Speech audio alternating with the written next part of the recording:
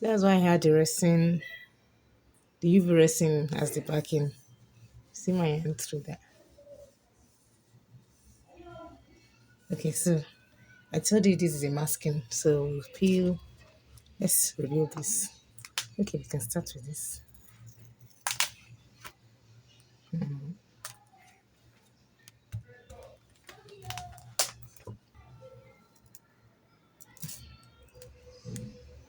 Ooh, check that out.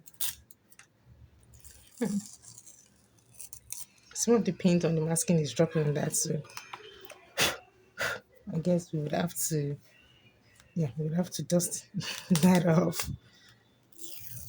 Okay,